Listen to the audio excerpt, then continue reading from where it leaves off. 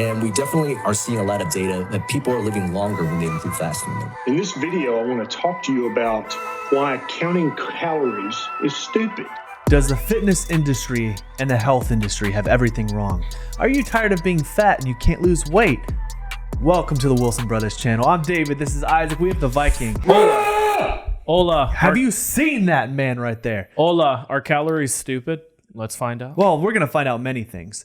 But we were tired. We have been on this journey of finding out what is BS online. I am so tired of every other influencer explaining what you need to do to get fit.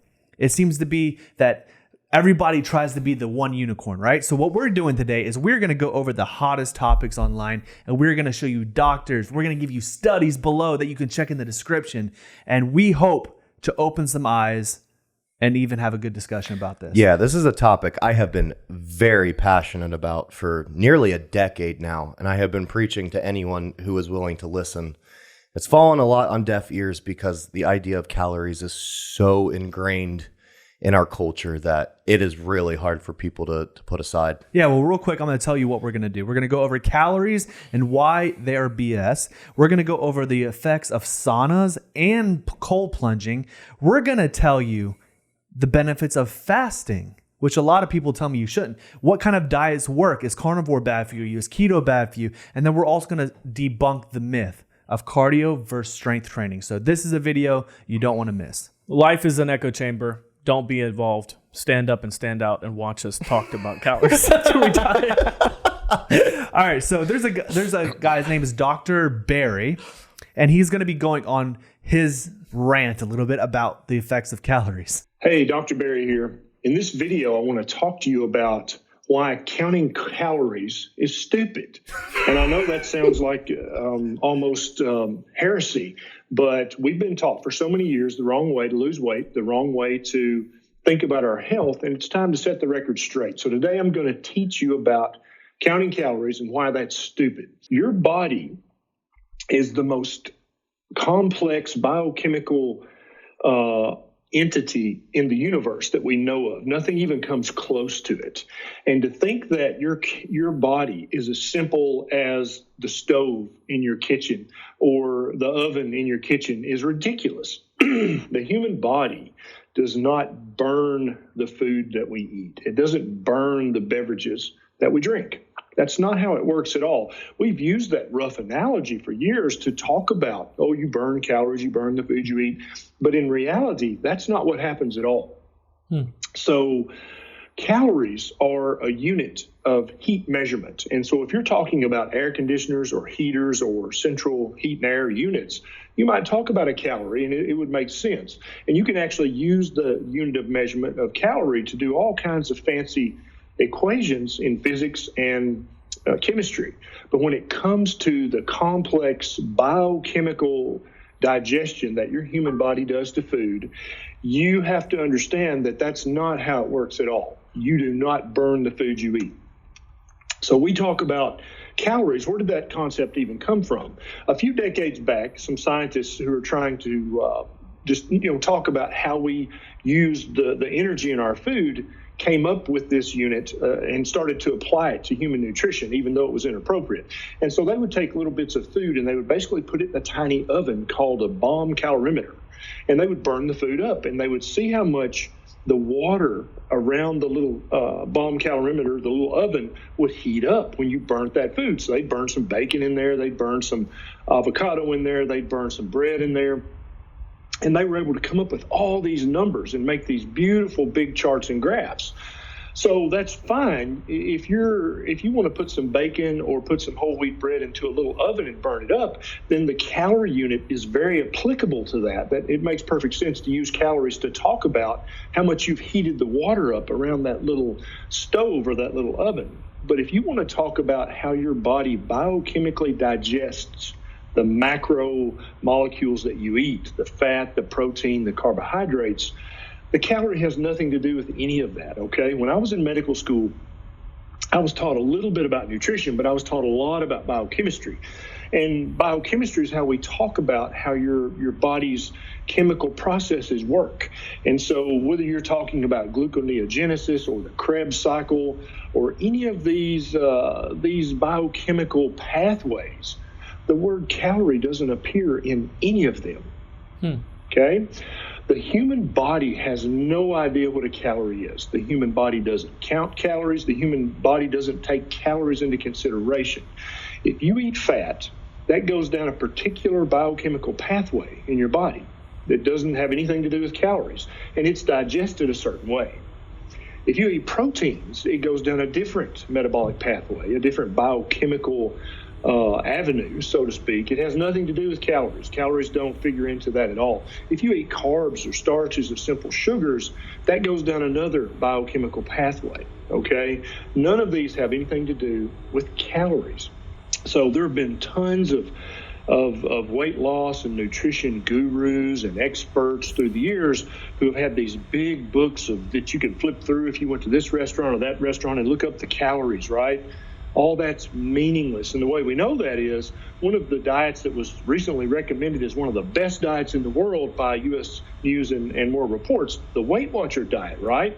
So they are Weight Watchers and calorie counters, and that's what they've been since the 1960s. And everyone stayed fat. How many millions of people have failed to lose the weight they wanted to use using Weight Watchers?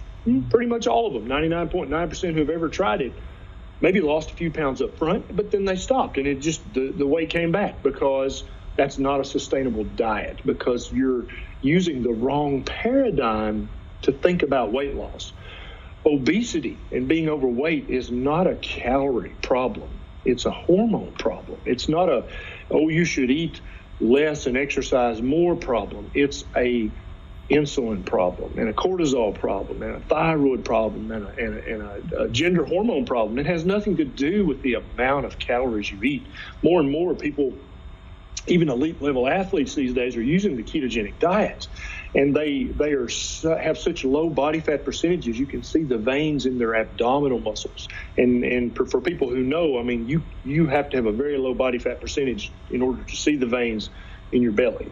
So yeah, it has nothing to do with calorie restriction. So if you see a guru on Instagram who's saying, oh, well, the ketogenic diet really only works because of it's a calorie restriction diet, unfollow them, because they don't know what they're talking about, okay?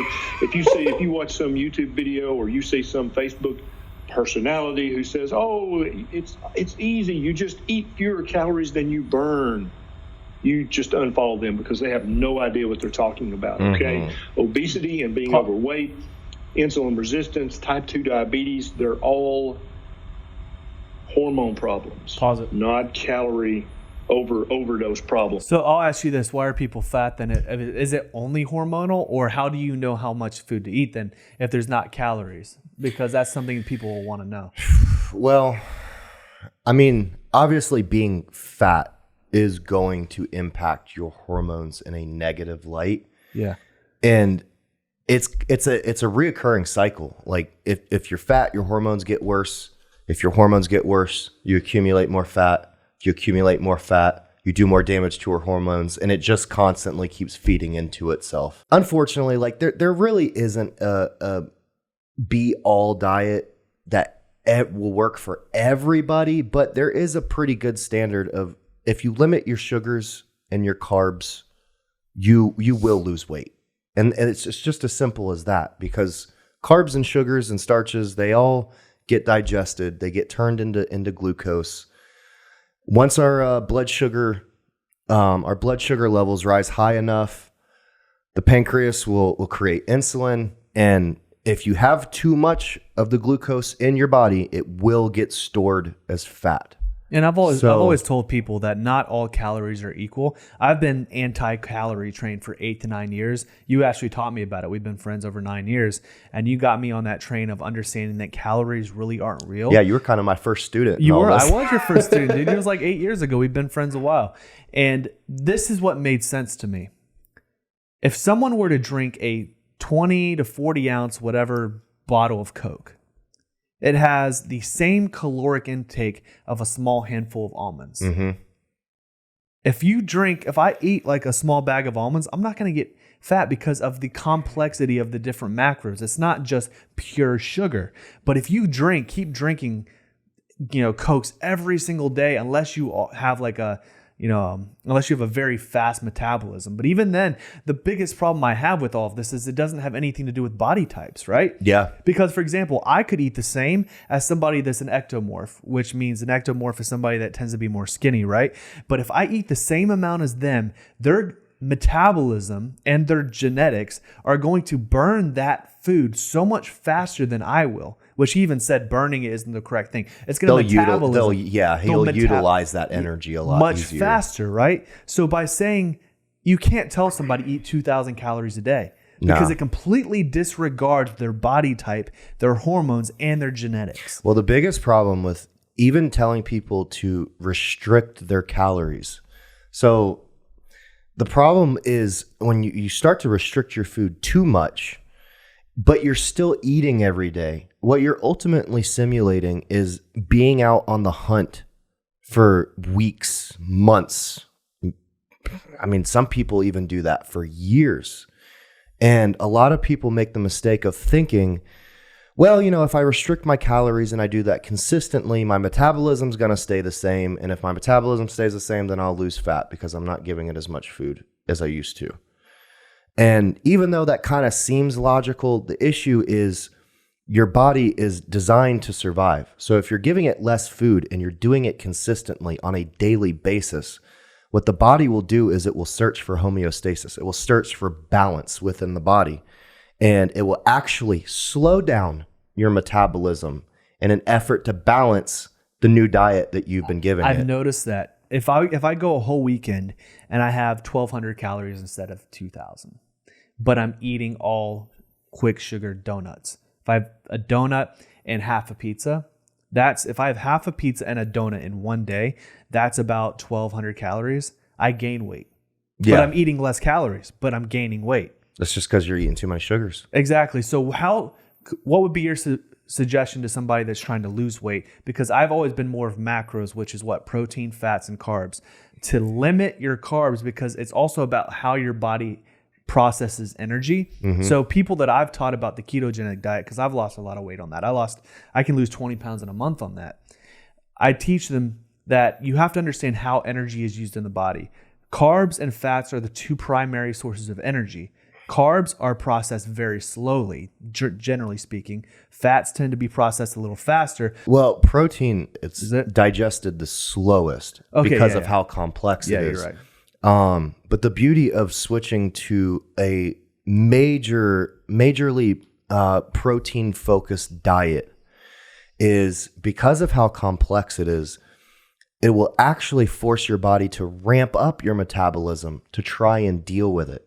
So now you're burning energy at a quicker rate than you would if you weren't eating a protein-heavy diet. Not to mention, I mean, eating a protein-focused diet will help restore your hormone levels. Mm-hmm.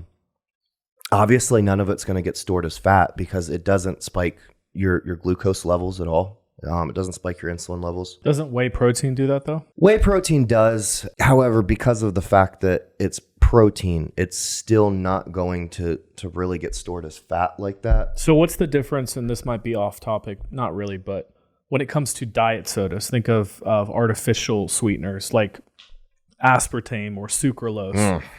What is the glucose response in the body neurogenically, or Heath mentioned the different pathways that different things go down. He mentioned sugars, but he didn't mention anything when it comes to artificial sweeteners. How does the body react to that? Well, the artificial sweeteners kind of muddy the waters a little bit because some of them, like allulose, for example, allulose is a fairly safe sweetener. In fact, studies have shown that it will attach itself to glucose transponders. So that way, like, even if you do eat carbs, they won't have anything to attach themselves to. So they won't get stored as easily. However, things like sucralose, well, unfortunately, sucralose is arguably the worst sweetener out there. It's one of the worst things that you can put in your body, period, because it's genome toxic. It's actually damaging to your DNA, the actual helix structure itself. It will quite literally break down your own DNA. People love diet sodas. And they do. Yeah, they love diet sodas. And it is so horrible for you. So bad for you. It's really kind of more of a case dependent thing if people get unbelievably super fat off of diet sodas or not. So that's a little bit more of a complex thing. Well, let me tell you I'll tell you guys a little bit of testimony of me. People that I've argued with, because I have argued with people that are all about calories, and I've said, if I drink a bottle of oil, will I get fat? Or if I eat a tub of chicken that is, quote, over my caloric intake for the day, they think you'll get fat. But the realize is that you burn it at you utilize those nutrients at such a different level. So what I've done is I've done the ketogenic diet, kind of a cross between that and carnivore, not fully one or the other. But I lost in 3 weeks, or 3 to 4 weeks, I lost about 20 pounds. And to the calorie counting people, it makes no sense because they say that 1 pound of fat is 3,500 calories, right? So think about that. If I was working out some, but I'm not burning 3,500 calories. And so even I was eating the amount of calories I should have for the day, but I was eating it with very low carbs. But I was burning close to over half a pound a day. Yeah. How does that make any sense? It's because calories are not a good determinant because you never know how much you're burning through the day. It is impossible to monitor how many calories you burn during the day. It's absolutely impossible. So if you lower your carb intake and your sugar intake and all of that, I can guarantee you'll lose weight way faster than ever calorie. Yeah. Doctors are actually starting to show this is something that's been super controversial for years, and we're not denying that. But actual other doctors and people that are in biology, like Thomas DeLauer, he's a huge influencer on YouTube. He's coming out with videos. And there's other doctors' studies that Jordan found that we'll link in the description that will actually show you they're starting to realize that calories were BS from the beginning. You even said one of the ladies that created it was obese her entire life. Yeah. So she couldn't even prove by doing it herself when she created it. It was just a way to get people to think they were losing weight when they weren't. Yeah. But it's an entire industry. Think of any weight loss program or any type of supplement company, like any pre-workout or protein shake or protein bars, anything or even energy drinks. All of them have sucralose in them. Yeah, but they're low calories. But they're low calories. Yeah. They even put it on the front of, because of the whole health and nutrition section of our industry, or just in general, they say 0 calories. It's like, that doesn't matter though. So this is a controversial just in the sense that it would mess up their ability to make money as a company. Yeah. Because those type of sugars, like, why wouldn't they use allulose instead of sucralose? Because allulose is more expensive. Yeah. So they go for the cheaper option and tell you that it's good quality when it's not. Exactly. So make sure that you're eating stuff that's speeding up your metabolism, lower your carb intake. It'll be fantastic. All right, we're going to move on to fasting now. Fasting is actually incredibly important and goes along the lines of what we just talked about because it's about how your body uses energy, because we've been talking about energy. So we're going to react to a couple videos on fasting, and then we're going to give you our opinion. So this first video we're going to react to is from Dr. V. Everything we're reacting to is from doctors. So it's not just us purely giving our opinion, but we want you to hear the opinion on experts first. Some people think fasting is a thing that we're just doing now, when really fasting is what we were designed to do as a species that's alive. How we're created is that when we don't have the energy sources, we learn how to take junk from our body, renew them, and then perform. That's what happens when we fast. There's a process called autophagy, which is basically eating up the stuff that's junk and then renewing it for something else. If you never stop eating, you don't allow that process to happen. So you're just like creating more and more junk in your body, creating cells that are not very efficient doing what we're doing. So we were meant to fast. A lot of people find that they are much clearer when they fast. They find that they've got more energy when they fast. And we definitely are seeing a lot of data that people are living longer when they include fasting in their life. So I recently finished a 4-day fast. I've done an 11-day fast before. Do you know what got me to do this? 11-day what? What kind of fast? Like water fast. When I say tell fast, people what a water fast is. So a water fast is where you have water. Only water. Only water. You can have 0 calorie I hate Got it. it. No, because if you have if it has calories in it, because the whole point is that if it has calories in it, because it's a measure of calories, it will spike your insulin. A It little is bit. probably the one and only use of the calorie number is to like if you're trying to fast to determine really quick if something. It's going to spike your insulin. Yeah. Exactly. So I'll do electrolytes, but I'll make sure that there's nothing bad in it. No artificial sweeteners, that it's just pure electrolytes, because that helps you stay hydrated and everything, but nothing else. And the reason that I did this, I wanted to do this, was one, it destroys inflammation. If you have a little bit of like that weird beer belly that your intestines are inflamed, you do this for at least 4 days, that is going to become flat and you're going to be shocked. But also, it's been proven that it is the greatest thing in the world for anti-aging and fighting cancer. Because what the doctor just said, he said it puts you into a state of called autophagy, where it takes the dead cells in your body and actually gets rid of them, because often those dead cells are what causes cancer and for you to get older. But Well, I'll give you guys a little bit of an analogy to help you understand why this is important. I want you to imagine that your body is like a super advanced phone. And every single night you go to bed, you charge your phone, you wake up the next morning, you're at 100%. However, digestion, food in and of itself, is this massive window in the background of our phone that is constantly just tearing through your battery power. And it's preventing you from being able to open more windows and do more things with your phone because of how much that is draining your battery. So when you fast, what you're ultimately doing is you're closing out that window and you are allowing your body to spend all of its energy, all of its battery power on focusing internally on what's going on inside of the body. And autophagy, it'll go through and clean out dead cells. It'll go through and unfold bad proteins, help create new proteins. It's really just a super restorative state of being.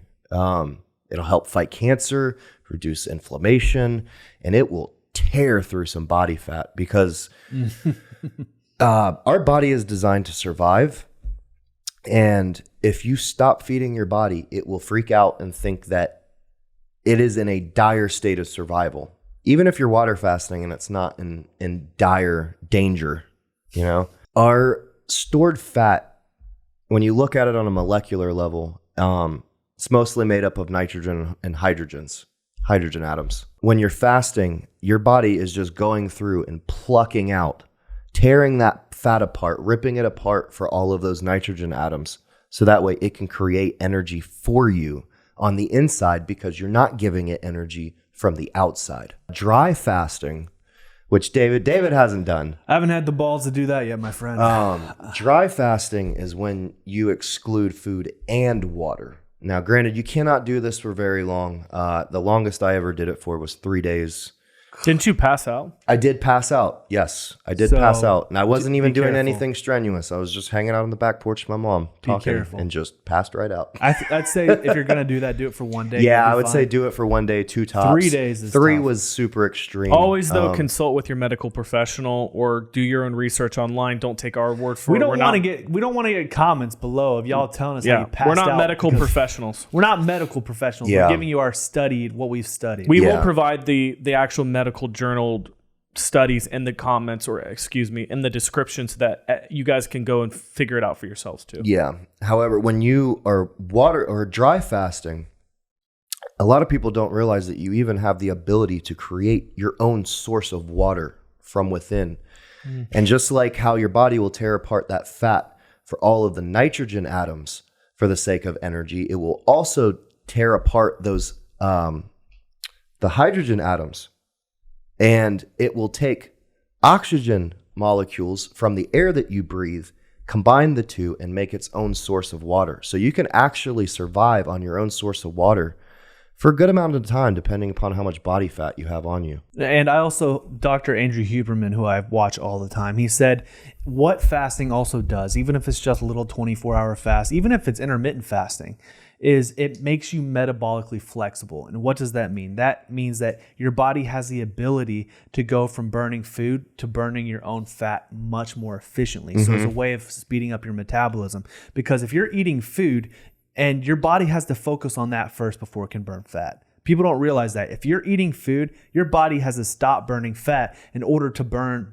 He said, don't use burn, to use the food in order to start using fat as energy, right? So the more you fast, it teaches your body, okay, we're going to start burning fat at a faster rate. And then it just makes it way more flexible. And it's done wonders for me. But. Yeah. It also reduces your insulin sensitivity greatly. And that's incredibly important because we eat so many carbs and sugars nowadays that the pancreas is constantly on overdrive, trying to create new insulin to shuttle all the carbs and sugars into the fat storages. And what that ultimately ends up doing is taxing the pancreas. You end up becoming very insulin resistant. Your body has to create copious, large amounts of it to get the job done. Then you can become diabetic. And then you become diabetic, exactly. So fasting, what it will do is give your pancreas a chance to breathe, take a break. And when you come back, what you'll find is that your insulin sensitivity will have reset. And now your pancreas only has to create a little bit of insulin to get the job done. Just be careful if you're diabetic, because you can go into something called ketoacidosis, which is a very negative thing. So if you're diabetic, consult your doctor before trying a fast or doing the ketogenic diet, because there's been bad results. But if you're not diabetic, you're good to do it. Yep. Yeah. I would say if you're a diabetic, I would hold off on fasting until you get your diet straightened away for a while. Yeah. I would say focus on proteins first. Focus on having a very, very heavy protein diet. And just very slowly start to come off the carbs and sugars. And then I would consult your doctor about fasting. 100%. Speaking of metabolic effectiveness, we have a video from Dana White talking about his If this doesn't hype you up, nothing will. his journey with fasting, and He did his it was a 3 to 4 day fast. So 72-hour water fast. Which I beat you. I did a 100-hour water fast. Let's freaking go, Dana White. I'm calling you out, boy. So what we're gonna do? He's a billionaire, so you can call him out all you want. I know. The dude's a G. He'll kick your tail. Bro. I bark, but I don't bite. Unless I need to bite, then I'll bite y'all. He'll slap you like his wife. Oh, don't say that. That was a good one. You're keeping that in. I have full control over the final editing of this video. So he's going to give a little bit of his testimony of what he felt after doing it. I haven't even seen this, so we'll find out if I'm even right. Guys, what's up? I just got done fasting for 86 hours. I feel like a superhero.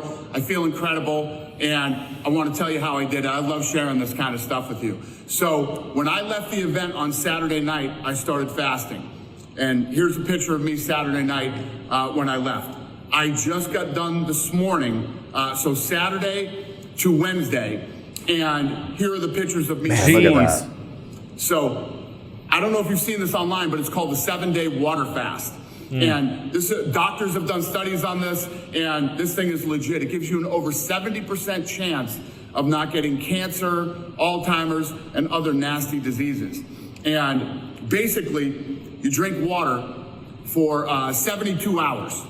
Gary likes that better than 7. He says it's safer. And I'm going to walk you through what the protocol is in this video. So the first 24 hours, all you drink is water. But you can put electrolytes in your water. This is what I use. I'm sure you could use any electrolytes you want, but I use that. There's 0, 0, 0, 0 sugar, 0 carbs, 0 calories. This is all 0, and this stuff tastes really good. This is what I've been using for a while. Does it have sucralose in it? So the first 24 hours, you drink water, and you can use that in your water. Then the next day, this is the cleanest broth that you can buy. This thing only has 45 calories, less than 1 gram of carbs, and it has like 13 grams of protein. So all it really has is protein and 45 calories. That is the cleanest broth out available. Chefs will tell you that. It's Gary Brecka approved. You can pick this up anywhere. You do this twice a day for the next 2 days. You drink all your water with electrolytes, but you can do the broth twice a day. Bone broth, the bone broth, twice a day for the next 2 days. Okay, he cheated. That's not a water That's fast. not a water fast, Dana White. It's called a bone broth fast, you dipwit. No, I did 4 days of 100 hours of nothing but water, and I actually use the exact same electrolytes he used. It's fantastic. It tastes great. It has nothing bad in it. There's no like artificial. I think it's maybe sweetened with stevia, but there was no calories for the insulin spike that we're talking about. But yeah, that's not a water fast, man. But I mean, it shows the results before and after. Yeah. But the most important thing when coming off of a water fast is how you eat. Bone broth is the best thing. Do that for a few days. Let your body get used to, actually having some level of nutrients again. Yeah. But if he ate a slice of bread, like 1 or 2 slices of bread, he'd look just how he did before because your body is going to go crazy. Yeah, he really technically only did a 2-day water fast. but- 1 day. He said for 24 hours. Oh, yeah. So just 1 day then. Yeah, it's a 1 day water fast, which is good. But He's a good marketer. I'll but he's have not that good. I'll have David put up pictures of my before and after. But at one point, I was like 330 pounds. 2 gallons of milk a day. 2 gallons of milk a day. I was screaming at you for a year, bro. I was like, Yeah. you're gonna kill yourself, bro. Yeah, I love milk. I have absolutely no problem with drinking an absolute crap ton of milk. And hate to say it, but it kind of became an addiction. I love milk. No dip, bro. You ate nothing but milk. Yeah, Like, you pretty drank much. You milk. should have just sucked the teat, man. Gone straight to the farm. Yeah, I wish. The cow.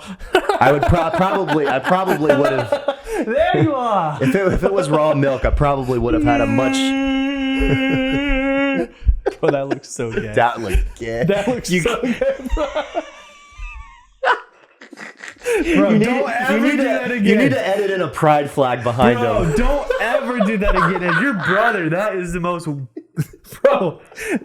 But dude, the best part is that now that you did that, I literally have access to this footage forever. That's true. So blackmail. He's going to use that in the future. I guarantee it. That was disturbing, God.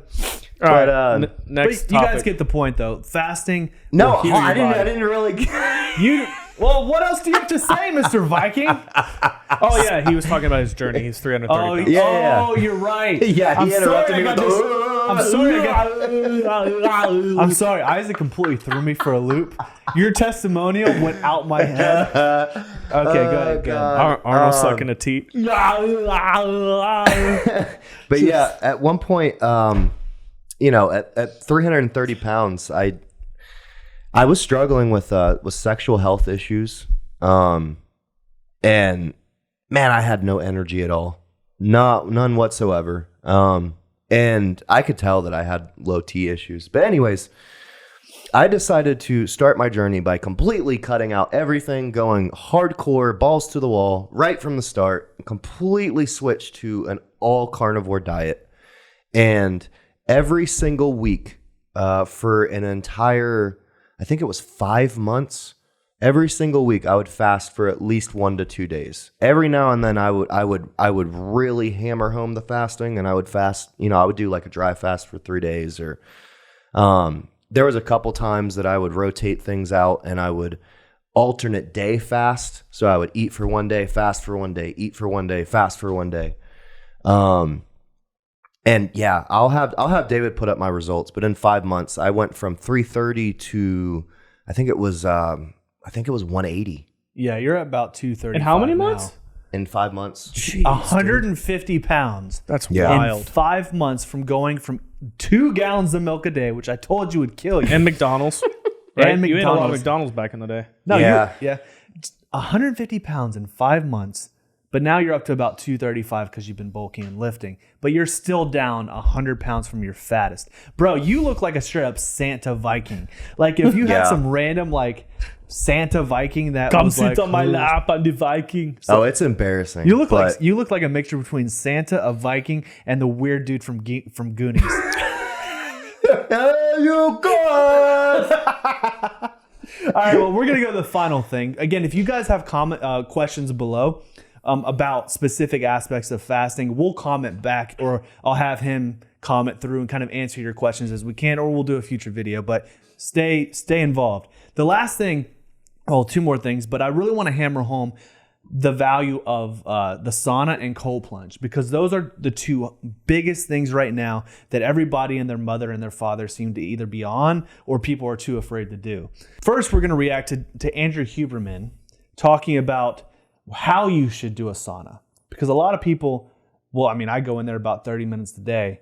But let's see what Huberman has to say about it. The biggest effects of sauna on growth hormone, and they are big effects, are when the sauna is only done once per week, but it's done in 4 cycles, 30 minutes each. So that's 2 hours at 187 to 212 degrees. In one day. So you have to be very careful, right? Heat can kill you. You got to hydrate. You need to make sure you get enough salt. This is work. But you see in these human studies up to 16-fold increases in growth hormone. Whoa. 16x in growth 16x. hormone? But, I mean, that's a lot of sauna 2 time. hours in one day, bro. I know people Yeah. can only do 20 minutes.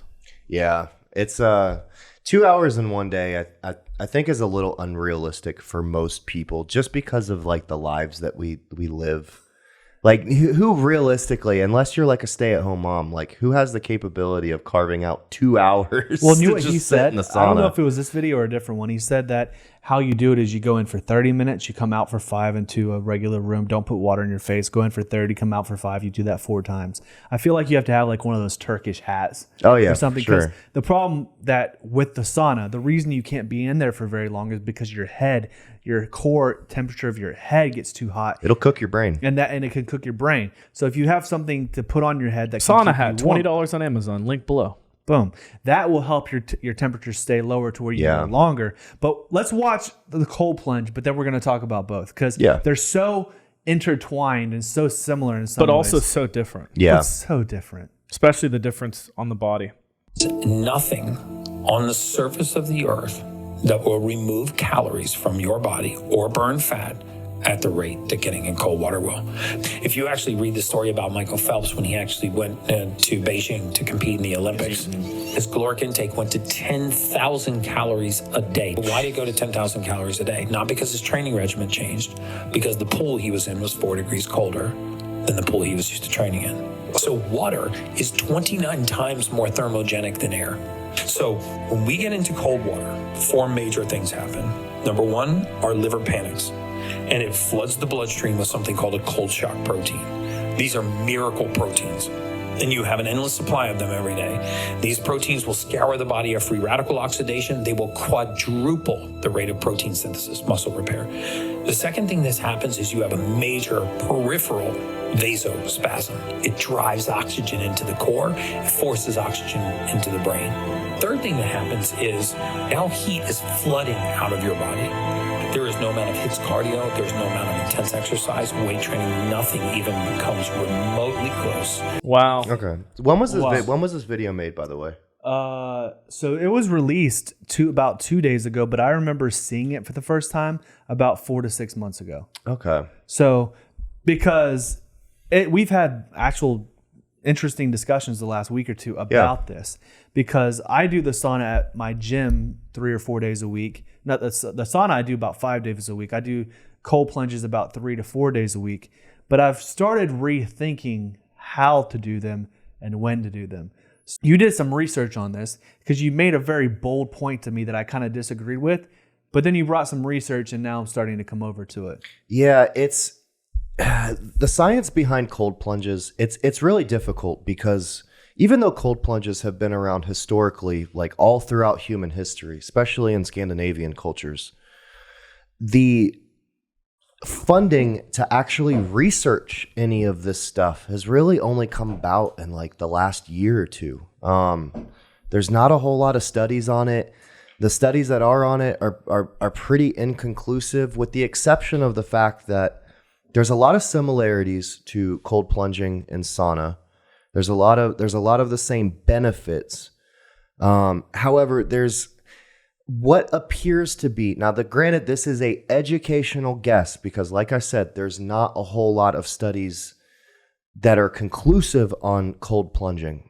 But my educational guess is that one of the issues with cold plunging is you are restricting your blood vessels. And that can be dangerous. There have been a couple people that have had heart attacks after cold plunging. The other issue I have with it is it reduces inflammation too much. And if you are doing this post-workout, it will reduce inflammation in the muscles that you actually need post-workout, and it will limit the ability to repair muscle and build new muscle. And absorb protein, right? Yeah, it also, there's kind of some studies that are starting to show that, like, to a degree, it will actually limit the ability to even digest food properly. Well, Dr. Andrew Huberman was on Joe Rogan recently, and he said you should either do it before a workout, which sounds weird to me. I mean, but so I wouldn't do it before workout, but he says doing it before workouts okay, or waiting 4 to 6 hours after. See, I would almost argue that it would probably be better to do it before the workout. And as weird as that sounds, the vasorestricting side of cold plunges, you can mitigate by taking citrulline and taking other vasodilating supplements, right? And of course, the mental energy, the mental clarity that you would get from a cold plunge, I imagine would carry over very effectively into a workout. And that would also prevent the inflammation caused by the exercise. It wouldn't prevent that from happening. So I guess it depends on what stage of working out you're in. Yeah. For me right now, my goal is to lose weight. I want to get shredded, right? Because I already have some decent size to me. So I want to get shredded. So for me, I'll do cold plunges more regularly and be fine. But if your goal is to build muscle and get jacked, get bigger, based off the research you said you've done, it can limit that because it prevents your body, your muscles from having as much inflammation, which then causes them to repair and get bigger. Yeah. And there was a pretty profound, conclusive study that demonstrated that cold plunges do, in fact, limit hypertrophy, limit the ability to gain muscle. Interesting. Well, what are the benefits? We kind of discussed cold plunges. What's the benefits or disadvantages, whatever, of the sauna? Because I've been using it for a while. Well, like we've already discussed, I mean, unless you're not being careful and you're not wearing a sauna hat, you do have the ability to cook your brain. And guys, like, getting a nice thick beanie and getting it wet with cold water before going into the sauna will greatly mitigate that to the point where it's not a concern at all. I would say that the benefits of the sauna are slightly lesser and slower than the cold plunge, because I mean you're jumping in the pool for maybe a couple minutes, whereas the sauna you're in there for half an hour. Unless you're doing what Andrew is describing and you're in there for 2 hours. Gosh, it's a little bit more of a slower process, but roughly it's doing a lot of the same things, with the exception of the growth hormone. That is something that is particular just to the heat shock proteins, is the increase in growth hormone. And that is incredibly good for your immune system. The growth hormone has a lot less to do with bodybuilding than people have thought for a really, really long time, and has a lot more to do with just internal health as a whole, making sure that your immune system is nice and strong. Just little things like that. Growth hormone doesn't have as much to do with muscle that people thought. But so do you lose weight faster with cold plunges, would you say? If someone was like, dude, I'm just fat and I want to lose weight, would you suggest cold plunges as opposed to sauna? Like if they wanted to lose weight faster? I mean, I would say doing both is probably going to be the best thing you could do. Yeah. Because I would say, like, if you're jumping into a cold plunge for 3 or 4 minutes, that's probably the equivalent of being in the sauna for 20 or 30 minutes, So I would say one doesn't really have that much of an edge over the other. It's just really a matter of preference. I just have more energy when I come out of a cold plunge, and I'm tired after a sauna. Yeah. So I think you just have to make sure your electrolyte intake with the sauna is on point. So. Yeah. I would say the inflammation reduction of heat shock is certainly a lot less damaging than the inflammation reduction from cold plunging. Because you can get into a sauna and a hot tub right after you work out, and to a degree it'll actually vasodilate. It'll help you recover faster. It'll help your muscles relax. Whereas with cold plunges, it does not do that. It tightens and constricts the hell out of everything. Fair enough. Well, so the last thing we're going to talk about, we don't have a video on it, but we do have some research on it. This is also one of the most highly debated things in fitness. Running and cardio versus strength training. What burns more fat? Because I have so many friends that I try to tell them otherwise. They won't listen to me. But when I'm like, dude, I need to lose a little bit more weight, they're like, dude, just run more. Just run more. No. So give me your synopsis, because you've studied the research well below. What's the difference? Well, I need to preface this by trying to drive home the point that we are an adaptive species. Anything that we do to our bodies, stress or pain related, the body will figure out what you're doing and it will adapt. For the purpose of not feeling that pain and stress anymore. And the reason that this is important is, if you're doing cardio, let's say you're a runner. Let's say you decide one day, you know what, I'm going to start jogging every day. And let's say you start out with a mile.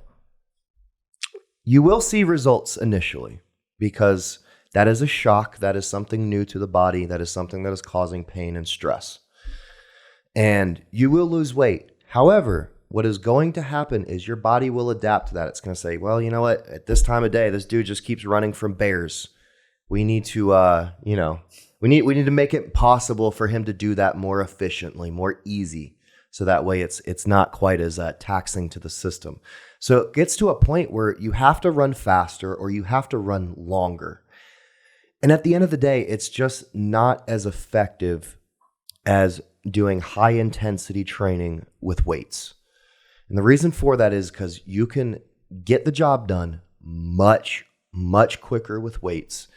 And the body's demand for oxygen post-workout with cardio versus post-workout with weights is tremendously different. This is the main key. Pay attention to this. This is the main key. Pay attention to this. The biggest difference between the two, when you get done with a cardio exercise, you might be out of breath and your body might be demanding oxygen for, 30 minutes, an hour, 2 hours after that. And then the body's okay. It finds homeostasis again. There's balance and there's no more stress to the system. However, when you do high intensity weight training, what ends up happening is you deplete the body so much of oxygen, and the body needs that oxygen. It ends up spiking the need for oxygen up to 24 hours after you do a high intensity interval training. So we've talked about this before. We've gone to work out, and hours after we're done working out, sometimes you will still find ourselves like, just every now and then, just kind of gasping for a breath of air because our body just needs the oxygen that badly. And when you are inducing a stress to the body like that consistently, your body has to utilize more energy to breathe heavier, to breathe harder, to bring in new oxygen to the system and send it where it needs to go, into the muscles. Yeah, therefore you're more likely to burn fat. Because I think many people, they think of only the moment of the workout as having burned, in their term, calories, but more like you burning fat. They only think about the moment of. They don't think about for the rest of the day. They don't think, okay, 24 hours from now, what is my body doing? Is it still burning fat? Is it actually still building muscle? Is it doing all those different things? Because, there's a classic saying, the more muscle you build, you should be burning fat at the same time if your diet is on track. If you're eating 4 pizzas a day, sorry, that fat's not coming off your body. But that's the biggest problem I have, is that a lot of people are saying, no, dude, you got to run because cardio is just, yes. I mean, for me, running sucks. So if I run for 2 hours or lift for 2 hours, I probably burn more while running because my body just doesn't do it very well. I can lift for 2 hours and be fine. But still, even though it's hard for me after 2 hours, my body is like, okay, we can chill. You'll be sore the next day, but just in your legs, right? You'll just be sore, some in your legs.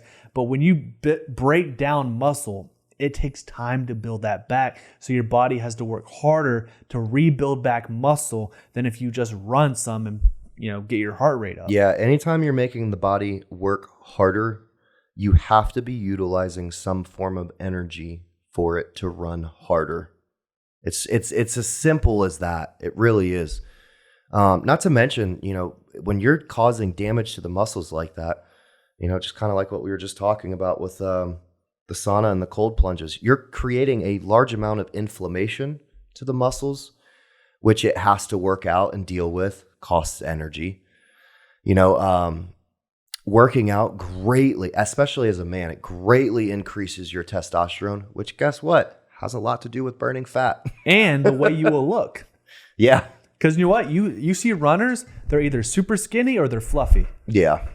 You see people that lift, they tend to look better, and they're going to have more energy, and they're not going to pull their back when they help their friend move. Yeah, I would say if the goal is weight loss, you need to focus on weights. Cardio is really not the answer. And I would argue, like, man, we don't do any cardio, and I could probably still go out and jog for like a mile. Like, it's not. You'd be surprised, bro. I've always said, if you're going to do cardio, don't run all the time unless you just love running and it's a passion. Go on the basketball court, do some suicides, do a Stairmaster, or go on the treadmill, walk backwards for a mile. That's actually really good for your knees. Yeah, do those things. You don't have, if I do a Stairmaster for 20 minutes, I feel like I ran 5 miles. And it's actually better on your joints. There's runners that, again, Isaac was telling me this. He actually texted us before this, that marathon runners tend to die early because they have scar tissue around their hearts. Because when you exhaust your heart for that long a period of time without letting it come down, you actually are abusing it. So you have to think about that. With weight training, you're giving your body time, your heart, calms down, boom, you spike it. It's HIIT in a way, right? It's hit in a way. So so by going down and then up, you're strengthening your heart. If you keep it at 170, beats per minute, or 150 if you're a more trained athlete, for 2 hours to run marathons all the time, that's very exhausting for your heart. Yeah, it's almost like it's like running the engine on low oil. Like, you just can't do it. You're causing damage to the engine. And also burns through the glycogen so fast. So what does it do once it has no glycogen? It starts going through the muscle, right? Yep. So that's why you turn catabolic. That's why a lot of runners are stupid skinny. Yeah, because they have to be. Yeah, if you are going to do any cardio at all, maybe it's just because you don't like taking days off from the gym, maybe because you want to be more consistent, whatever the case may be. Just make sure your cardio is make it to where you are still capable of having a conversation while doing your cardio. Especially, and this is most important if you're actually trying to develop a really nice body. Let's say you want to get fit, you want to get big, you want to look nice. If on your off days, if you're training and on your off days that you're not training, you're depleting your body of more oxygen. You're taking oxygen away from the muscles. Like, you need those cardio days. They need to be nice and leisurely and a little bit more relaxed. Maybe a brisk walk. Just go walking. Like, walking is really good for humans, and we don't do it enough. Well, we appreciate you guys. This was a big one. Comment below some of your stories. If you've struggled with weight and what have you done to lose weight, or if you need advice, let us know. We'll gladly help. But we'll have all this stuff. We did tons of research for this video. We planned this for a little while. So we appreciate you guys. We'll see you on the next video. Don't forget to subscribe, but yeah, comment down below. This will be one that I'm in the comment section for. So if you guys have any questions for me, I'll answer. Hit them up. Let's go. Peace.